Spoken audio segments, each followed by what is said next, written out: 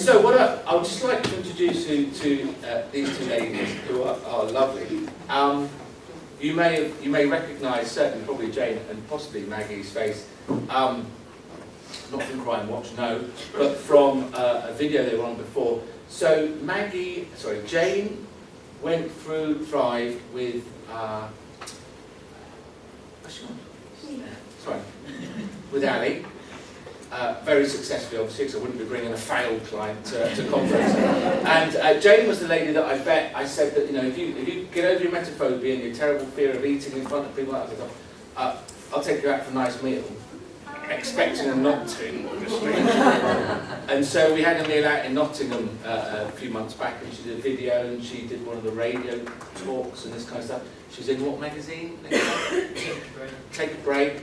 Absolutely lovely. What is particularly interesting about Jane is that Maggie also had a couple of Thrive sessions.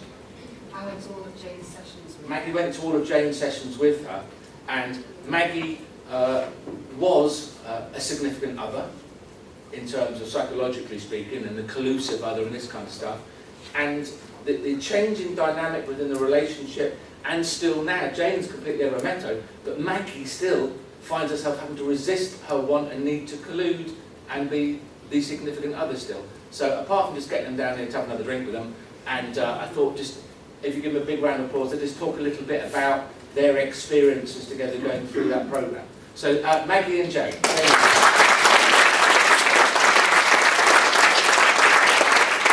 What we'll do, you hold that, that's right, and sort of have it about there. Can you do that and then pass it over? Don't let her keep holding it, because you know. Oh no, yeah. She talks a lot. I'd just like to tell you a bit about my life before I went to Allison and after. The first time I realised I got a problem, I was about 9, and I was in a car with my mum and dad going on holiday, and my mum was in the back and very pregnant, and she was sick down my neck. I can remember ripping all my clothes off, and even obviously though the clothes were washed and dry cleaned, I would never touch the clothes again. They were just put in the back of the wardrobe, and that was it. And after that, every time somebody said they felt ill, I would walk away making an excuse. I was tired, or I got to go to the toilet or something, so that people didn't know the real reason why I was walking away. I did get married and have 2 children. If they were ill, I used to lock them in the bathroom and either send for the father home or run round next door and fetch my friend to look after them, because I just could not look after them. When I was a teenager, I couldn't go out with friends because friends get drunk and then they're ill. So the few times I did go out, if anybody started getting drunk, I'd just say I was tired and go home. Holidays were a nightmare. Aeroplanes in particular, because you can't jump out of an aeroplane, obviously. I used to have to go to the doctors and get diazepam and take enough to send me to sleep till we got there. So obviously the next day of the holiday was ruined. And then 3 or 4 days before we were coming back, I'd start panicking about flying again, and more diazepam. So it really wasn't worth going on holiday, because I'd have about 2 days where I wasn't worried about flying. I learned to drive at 17, so I didn't have to use public transport, because obviously people can take ill on coaches and trains and whatever, so I was driving and got my own car at 17. I did used to go in other people's cars if I thought I could trust the people who I was travelling with. There was a very small minority of my friends who did know about my problem, but I should say 95% of them didn't, because it's just something you don't tell people. obviously most of my family knew, but not a lot of them understood. My mother certainly didn't. She just used to say, oh, don't be so stupid, you know, and don't know what's the matter with you and stuff like that. One time travelling on the motorway, somebody in the back of the car said they were going to be sick. So going at 70 miles an hour, I literally opened the car door and was just about to jump when the driver dragged me back. But I would rather have jumped on the busy motorway than had anybody be sick in the car. I wouldn't go to hospital under any circumstances. It was too much of a trauma to go to hospital. Even when I was really ill, I wouldn't go in hospital. I'd stay at home, because again, you'd rather die than go somewhere where you could see people being sick. When I was about 50, I did go for some CBT therapy, which made it a lot worse, because he just used to put sick bowls and play noises and things like that at me, and I only went 2 or 3 times because it made me think about it all the time. And if I thought about one incident that I'd had a near miss or it happened, every other incident, going right back to my childhood, would come into my head, and it could stay there for days, so you were just like going crazy, thinking about all the near misses you'd had, or times when you'd had to run away, or times when I'd even got nasty because I couldn't get away. So life was, I wasn't living, I was just existing around this phobia that I had got. Then I found Alison. A friend of mine told me about Thrive. Went on the internet, found Alison. I still didn't really see how a book in Alison could get me over my phobia, because I thought it was something that was just me. I've got to live with it. I'd lived with it for 50 odd years. You know, nobody could change me now. It was part of my personality. But Maggie insisted that I went. I think she was a bit sick of it. So went on to see Alison, not knowing what to expect. I thought it was a sick bowl on the table. I'm turning around and going. But obviously there wasn't. I explained to Alison, because I couldn't even stand the word. If I was reading a book and the word was there, I couldn't even stand the word. So I explained to Alison that I didn't want any noises playing to me by tape or anything like that. And she said, no, it was nothing like that. I felt very relaxed with Alison. She was really nice, really understood, really supportive. And after 2 or 3 sessions, I actually looked forward to going to see Alison, because I knew, even then, that I was going to do it. And I did. I think we had about, was it 8 sessions, Alison, something like that. And now, I've been on an aeroplane twice, no tablets, love the fly. I've just come back off a cruise to Norway, where there were sick bags everywhere, because everybody, I think everybody on the ship was ill except me, including Maggie. And loved it. I went to hospital last week for a scan, walked into the room, full of sick balls. I came out laughing and said to Maggie, she's got about 30 sick balls in there, I wonder what she needs all those for. You wouldn't have got me in that room before. You just would not have got me in that room. And we went for a coffee in the hospital cafe. That would never have happened before, because there's ill people in the cafes, so that wouldn't have happened. And Alison and Thrive have just totally changed my life.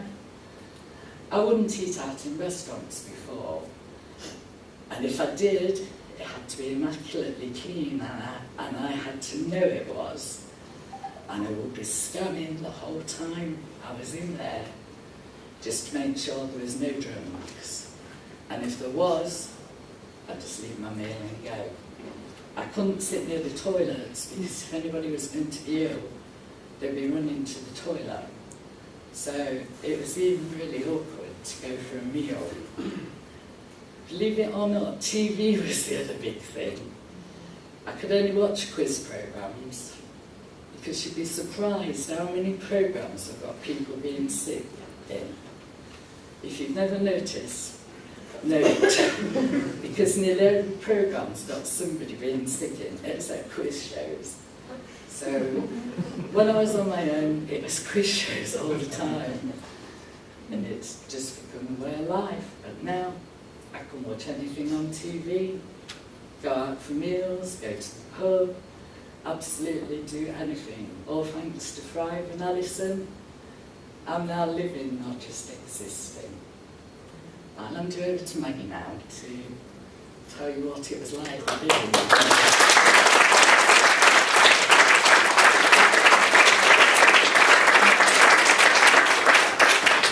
Maggie, hold on 1 second. Jane, just... Yeah. So, I heard that right. You're on the cruise, Yeah. and people were being sick all over the place. All over, because it was really rough. We went up to the Arctic Circle, and everybody was being sick, and there were sick bags posted everywhere. And how did you feel about that? Fine, just Not at all, not bothered at all? not bothered at all. There wasn't little bits there, little bits of anxiety, little worries, regrets about booking a... Oh no, no regrets at all. I did get a bit upset when Maggie took ill, but that wasn't, I don't think, because of her being sick. I think it was because I was virtually left on my own, so... I went for a meal one night. I was the only one in the restaurant, everybody else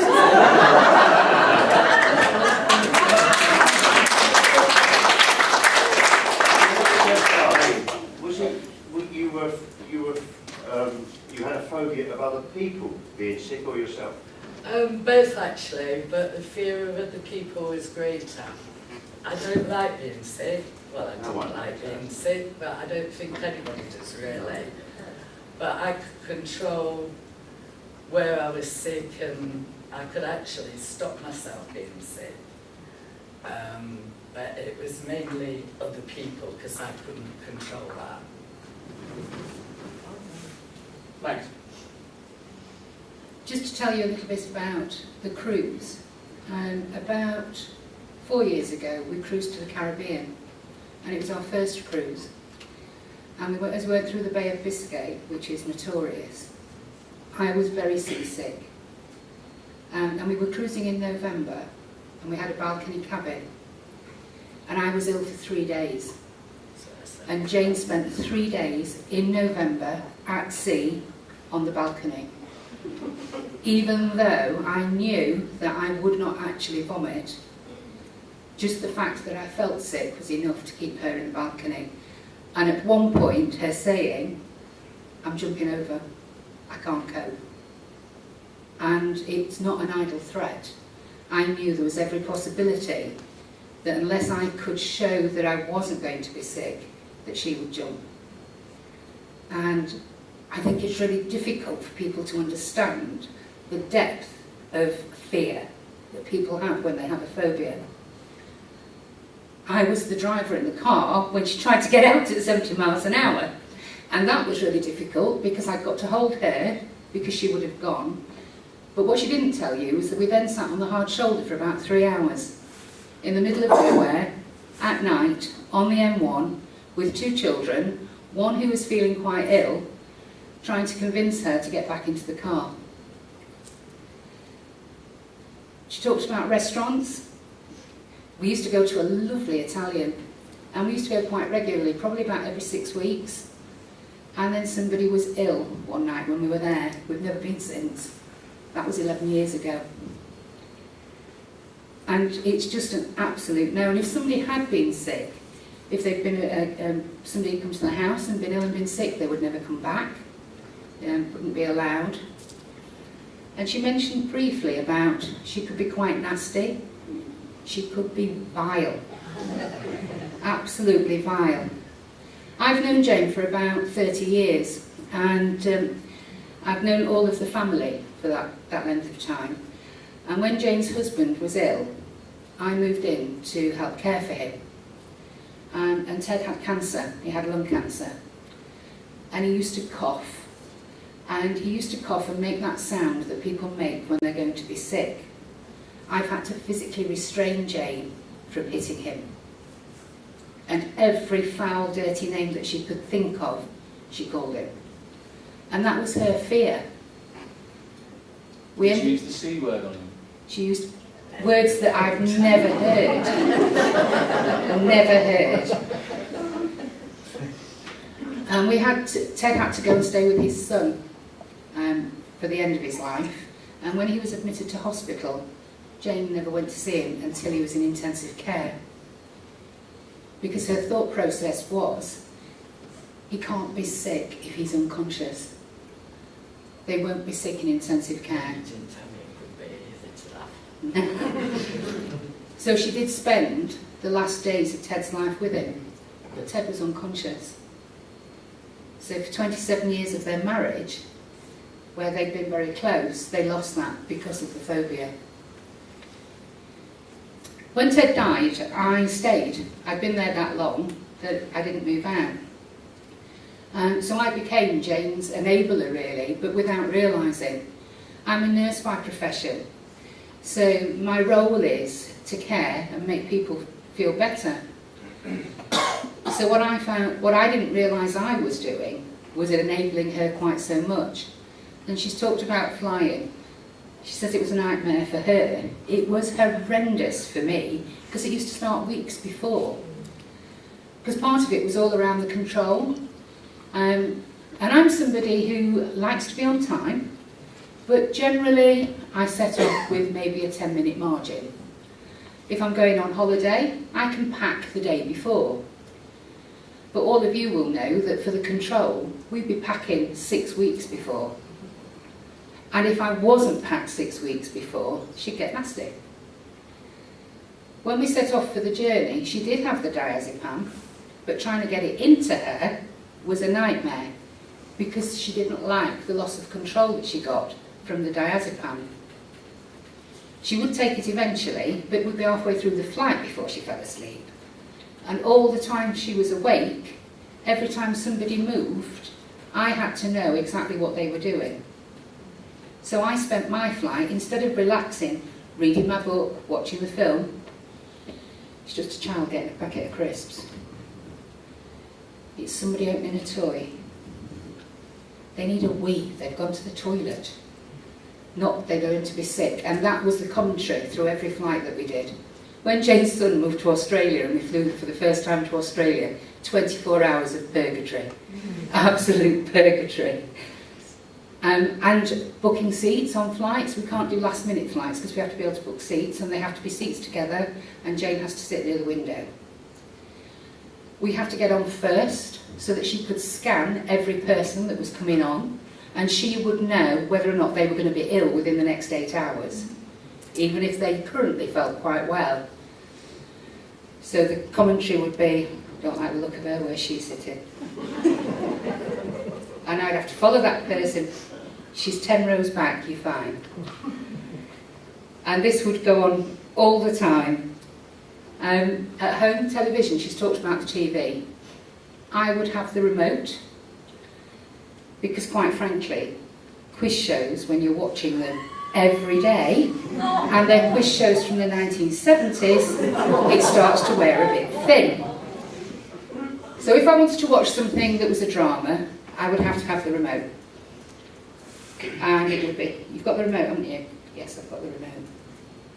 You're watching, aren't you? If I manage to pick up my iPad or my phone, what are you doing? I'm watching the television. If I wasn't quick enough, I would get the words, because it would be my fault that I'd not turned the TV over in time if somebody had been sick. I've not seen the end of so many dramas. I've had to go into work the next day to say, what happened? Because you can't turn it back over. You're then back to blankety blank from 1982 or whatever. When we came to see Alison, Jane, I knew that Jane would think that it wasn't going to work. And we were late for the first proper visit. We weren't actually late, we got there on time, but we weren't there half an hour before. And her conversation in the car on the way was, there's no point, may as well just turn around, it's not going to work now, is it? But when we explained to Alison and she understood, it made such a difference. And I went to every session with her, and that made me realise how much I had enabled her to continue with this phobia. And as it had got worse over the years, because we've lived together for 12 years, I probably contributed to that by enabling her quite so much. It's brilliant now, I can't tell you what a difference. It makes me want to cry because it's changed our lives so much. Not just for the silly things like I've not got to hold the remote 24 hours a day. Strangely, I still do. And I'm the one who, if somebody's going to be sick on telly, I've almost turned it over. And Jane will just laugh now and say, what are you doing? So I'm finding it a little bit harder to get past it. But it's made such a difference because Jane's actually a happy person now, which she wasn't before. But she is now. So thank you.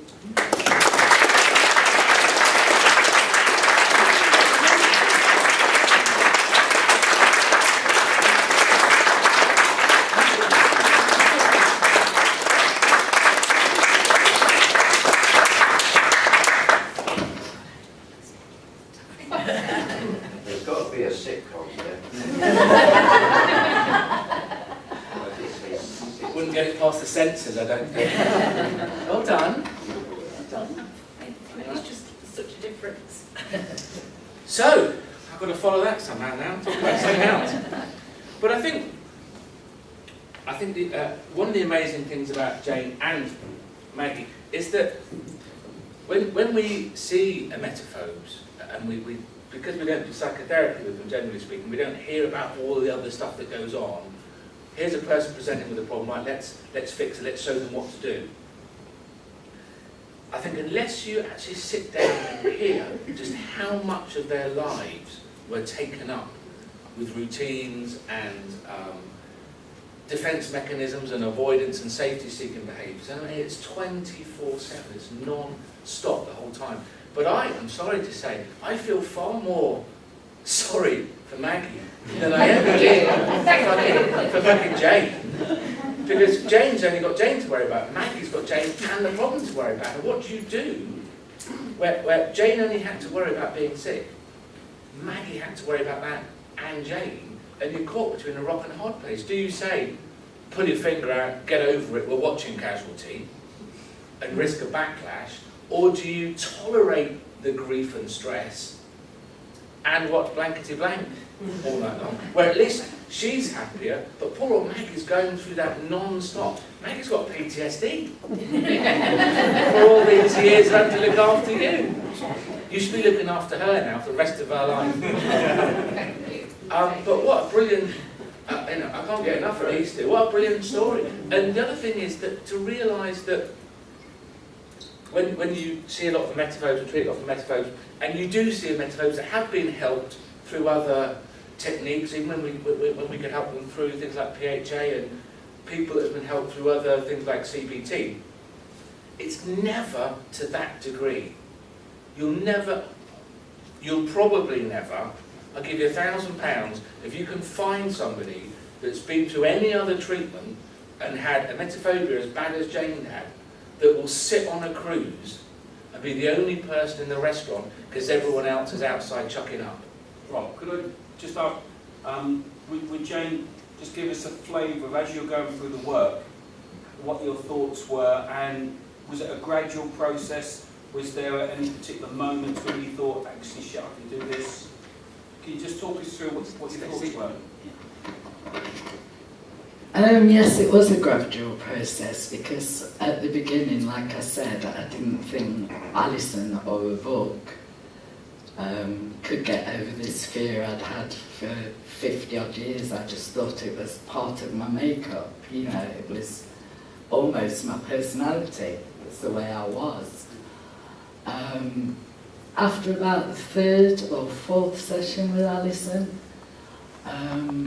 when she talked about self-esteem, we did some quizzes which are in the book, and I didn't realise that my self-esteem was low, really, but it was down at 20%. But near the end of the course, when Alison did it again, it had gone up to 80%. And I think feeling good about myself, which is the way Alison made me feel, helped me to overcome the fear, really.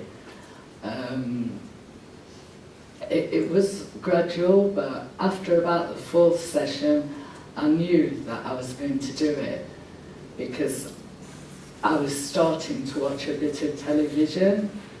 And so you're avoiding stuff less? Yes, yes, definitely. I was starting to watch TV and I wasn't shouting at Maggie to change it over. I probably did still have my t-shirt pulled up over my head or a cushion or something, but it was getting better, slowly but surely. And then by about the 6th or 7th session, I just felt wonderful, and I could watch television, and I'd been to the pub, I'd been for meals in restaurants. So every time that you went for a meal, went to the pub, it was more evidence that you were doing this and you were getting there, yeah? Yes, yes. So the whole thing was just getting stronger and stronger for you? Yes, that's right, yes. It was just slowly but surely, week by week, I was doing more stuff and not thinking about it, not thinking of avoidance techniques, because before I always used to have an escape route. If we were in a restaurant, it had to be quite near the front door because I had to have an escape route, and that's why I didn't like planes, because there was no escape route. I have been locked myself in the toilet on a plane before, you know, and I've sort of come round from the diazepam for the last 10 minutes or whatever. But I just noticed that things I've been petrified of before weren't there anymore. Can I just add to that? In fact, in the sessions, it was Maggie pointing out things that Jane had done without Jane even thinking about it. Yeah, it was. Because it felt so natural for Jane to do those normal things. She wasn't thinking about it, noticing it, and it took Maggie to point out, well, you did this, Yeah. we did this week. Yeah. So it's that comfortable feeling of just doing things without thinking about it that starts to kick in. It Jane, was. can I ask you, when you look back, was there one or two particular points in the sessions or going through the process that you really made a difference, or one or two things that really stand out looking back, or was it just a little bit of everything? I think really it was a little bit of everything, but I didn't have a very good childhood. I was adopted as a baby, and I frequently got reminded by my adopted parents that what they'd done for me, and that they'd take me out the gutter almost and give me a home. So Alison made me feel better about my childhood, actually, and I think that helped a lot as well. But it was just a slow process. There wasn't one thing that stuck out. Like Alison says, Maggie would often say, oh, well, we went to that restaurant this week and you didn't scan. Because I could never enjoy a meal. All the time I was having a meal, is anybody looking ill? Because I could spot them a mile away. You know, you just got this inbred thing where he's going to be sick later on, you know. I don't know why, and I was usually right, wasn't I? So going out for a meal I never enjoyed, because I'd be going around the room like this to make sure everybody was okay. But after 4 sessions with Alison, I think we went out for a meal, and I didn't realise because it had become such a way of life. But Maggie said to me, you didn't scan once, so that was really good. And was that a conscious decision to go out for that meal? Did you think, right, we're getting somewhere with this Thrive thing, let's test it? No? No, not really. We eat out a lot. We do eat out a lot, but like I said before, it'd have to be in specific restaurants that I knew really well, to be immaculately clean, because I've probably been and checked the kitchens. And I had to have this escape route, but we did start trying other places, and that's when I realised that it really didn't matter anymore. Okay. So the absence of the safety seeking and avoidance behaviours, or the lessening of those, Yeah. you weren't that aware of it? Not really, no, not until like Alison says Maggie would say, but yes, she did this week. And I used to be, everything in our house had to be immaculate. Apparently people have told me now that it used to stink of bleach. I had 2 6-foot cupboards filled with every cleaning product you can imagine. And if a new one came out, I had to have it that day. I had to go and fetch it, because it might be better than anything I'd already got. And one of the first things I noticed was that I wasn't cleaning up so much. That was the first thing that came to me was, oh, I haven't bleached and polished everything today, but I don't need to. And that was quite a big one for me too. So after 50 odd years of cleaning up every day, and I don't just mean giving a hoover, I mean cleaning up. So that was amazing. I don't do any now. Any other questions for... Yeah, I'd just like to ask, Yes. At what point did you, mate, find that this might work? I think partly because I am a nurse and I've got some mental health background, I know that the talking therapies can be really, really powerful. And when CBT failed, Jane was very much, this is it, I'm stuck with this now, for life, really. But a friend of Jane's had a really good therapist and recommended Thrive. And I just, you know, what's the worst thing that can happen is nothing will change. So at least give it a try. And I did a lot of research on the internet, first of all, and said that I thought that it looked really good. But Jane thought, well, we'll just get the book. And I said, no, you've got to do it with a therapist. Because I knew that doing just the book with me would never work, because she would not say to Alison the sort of things she'd say to me. So that's why we did go for the therapist, and it was amazing. But when I think it started to work was, you know, the very first exercise that you do around self-esteem and looking for something positive, the 10 positive things. Jane was an exceptionally negative person prior to Thrive and struggled. She could not think of one single positive thing. And we used to do the exercise together, with me prompting her for the positive things. And after that first week of doing the positives, she was starting to come up with them herself at the end of the week, and I knew then that it was going to work, because I could already see the difference in her approach. 1 week? In 1 week. Yeah, so I couldn't think of any at first. I just couldn't think of any at first, and I thought, can't do this exercise, I'll have to go back and tell Alison. And then Maggie says, no, come on, we'll sit down and I'll say things like what you did on Wednesday or something. And I managed to get a couple, but not many, did I? And then like went back to see Alison again, and you know how you repeat them and that, but I was repeating if you had gone. But after that, I was just able to write loads of stuff. So it really was literally after a couple of weeks, I suppose, that I changed. And learning that your self-esteem is only a couple of weeks old. Yeah. Powerful, hugely powerful. For people like Jane. Did you believe that? Yes. At first, did you believe it? No. I had to think about it, but when I thought about it, well, that makes a lot of sense. Mm. You know, and it's so powerful, because when you've had a traumatic past, and you link everything to that past, there's no way you're going to believe a lot of stuff until you recognise that it's all around just the last few weeks. Huge. You had a point a minute ago, Maggie, you wanted to say something a minute That was the thing about, that's when I first noticed the difference. It was really quick from her not being able to think of a single positive thing to start coming up with her own positive statements. That's how you Can I ask, Maggie, did your reaction change to Jane? Because obviously, you know, huge support, you care deeply for her. So it's understandable that you would be colluding with her phobia over those years. Over that period of therapy, did your reaction start to change?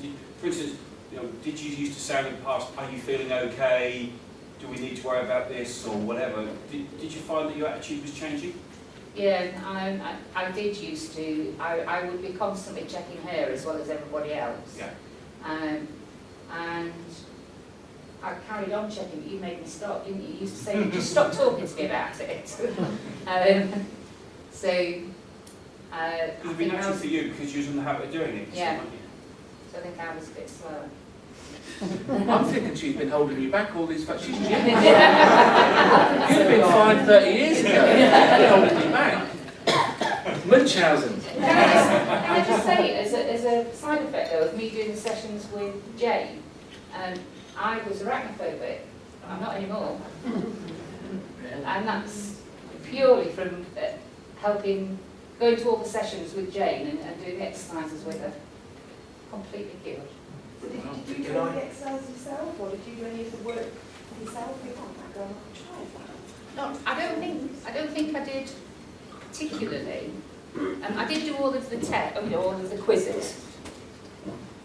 Because you like quizzes, don't you? It's human nature. So I did do all of the quizzes, but I don't think I did particularly many of the exercises. But just the logic of the thinking just made so much sense, and so it's a side effect. 2 for the price of 1. She hasn't sent you a bill yet. Was there any stumbling points? Was there a part in it, or any parts in it where you thought, no, that I don't believe, that can't be true, that's got to be nonsense?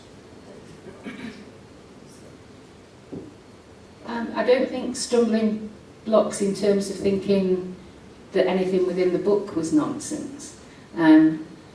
There was a lot of, how can he know that? in it. Or, it's just how I feel. There was a lot of that. At the beginning, right at the beginning, there was, this will never work, how can a book help? But that was right at the beginning. But nothing within the book, did you find, this doesn't make sense. Can I just ask, one of the things that I find most difficult with clients is helping them to overcome an obsessive thinking style. And I'm kind of assuming that would have been one of your main ones. Did you find that difficult to get over? And if you didn't, what did you find made the difference to do that? Yes, it was very obsessive, I suppose, because my whole life revolved around it. It was just Alison, if I'm honest. It was her approach to everything and how she made me feel. She made me feel so much better about myself. And she seemed to understand everything I said to her.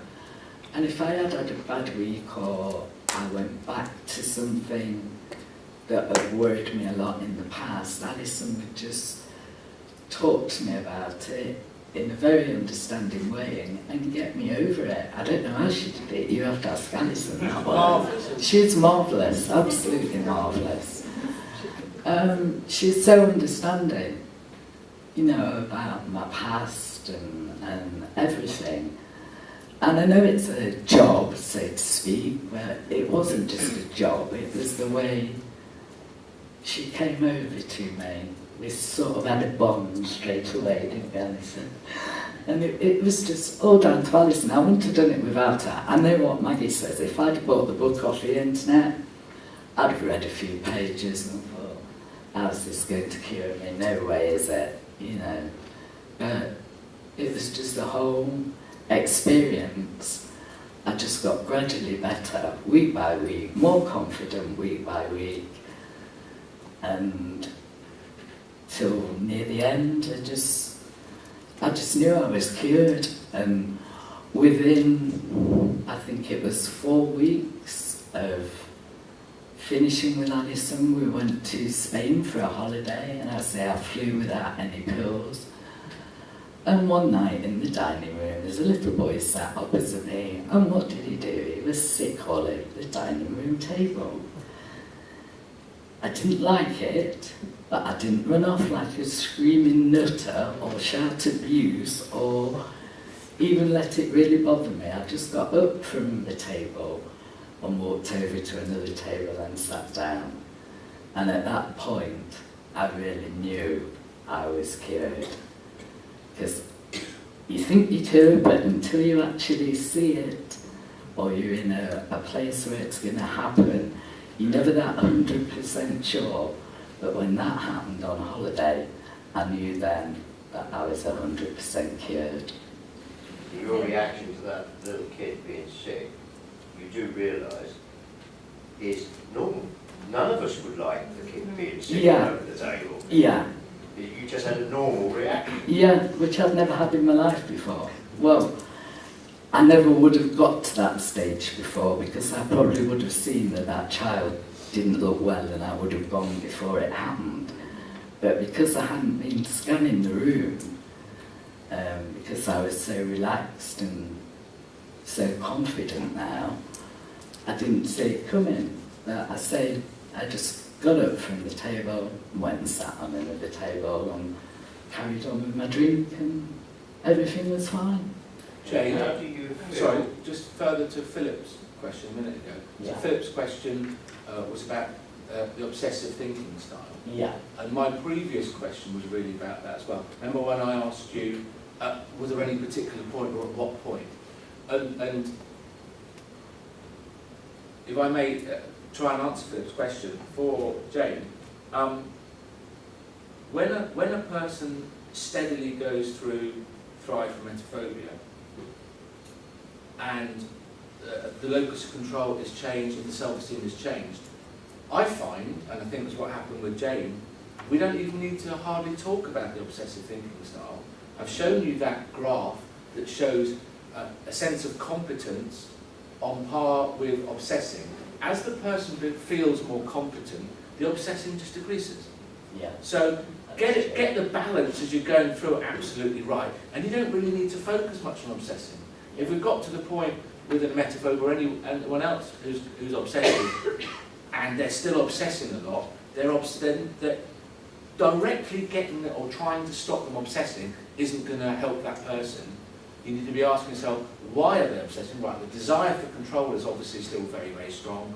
Black and white thinking is still obviously very, very strong. And if those two things are strong, then the person's probably still being very external. Let's work on the externality being the cause, if you like, rather than the obsessing, which might be seen as the symptom of it. I ask every ex-emetophobe now, and when we did the day in London with Sarah, I said, what part of it? Was there a particular part? You know, which particular part of it? And they always say, with the emetophobe, there wasn't really a particular part. You know, I got better a little bit, and as I got better, my safety-seeking and avoidance behaviours dropped a little bit. There wasn't a particular day or a eureka moment. As the competence and confidence increased, the safety-seeking and avoidance behaviours just decreased. And it's as simple as that. If they're not, there's a bit missing somewhere, and it's almost always just the sense of self-efficacy, locus of control, self-esteem, along those lines. Any other questions? At the back. Yeah, it sounds like Alison did quite a bit of reframing as well. Ali? And when you, so belief systems, it sounds, were targeted quite quite strongly. If it, from what Jane was saying, it sounds like you were talking about things from your childhood and jumping over here and jumping over there, and you were making, you felt better, Jane, every time you spoke with Alison about those things. Oh yeah, definitely. So that it's, What did you do, Ali? I think with regard to experiences that Jane had had, say over the past week or something, so they were bad experiences, we would talk through those, and I would explain why she felt that way or how she'd got to that point because of the way she was either viewing it through her shifting spectacles or thinking in a black and white way about it, and how that if she'd actually thought about it in this way, it would have been a totally different experience. So that's how I dealt with her sort of recent experiences. From memory, I think about her past, it was more just gaining perspective on it, I think, and trying to get her to understand potentially the situation her mother or whoever was in and why they had perhaps said or done the things that they'd done, whether they were right or wrong. But then just I think that perhaps just let Jane accept what had happened, but there was no real need to keep brooding on it and going over and over it because it really wasn't helping her. It was all about from today onwards. that's because it sounds like obsessive thinking. When you've reframed and you've got different perspective, you don't need to obsess over that particular thing anymore because you've changed your thinking. Sort of dealt with it. So I'm empowering it up with the self-esteem building and the internality and reframing. I think has a very big from this situation has had a really big impact together. So yeah. I think this self-esteem exercise is absolutely key because that naturally, from my experience, naturally reduces the brooding because it reduces the desire for control as well. Yeah. And that's why I tend to do it quite early on, particularly with emetophobes and the really obsessive ones. And also, of course, as the self-esteem increases, so does self-efficacy and internality. I didn't deliberately leave the room, but I didn't hear what you said. But I'm guessing, in answer to the question, Jane made a couple of references to you making her feel better about her childhood. I'm going to go out on a limb and guess that actually you didn't really talk much about her childhood, but that was Jane's experience of it. Because you made sense of everything she told you, you didn't particularly go back. I didn't talk a huge amount, but that I do remember discussing it a couple of times and Jane bringing it up a couple of times. And you would make sense of it again. Yes, it was making sense of it and gaining perspective on it. So you didn't therapise, you didn't do CPI, for example, with her. You just made sense of it through the work you were doing in the book. Note to self-work. Any other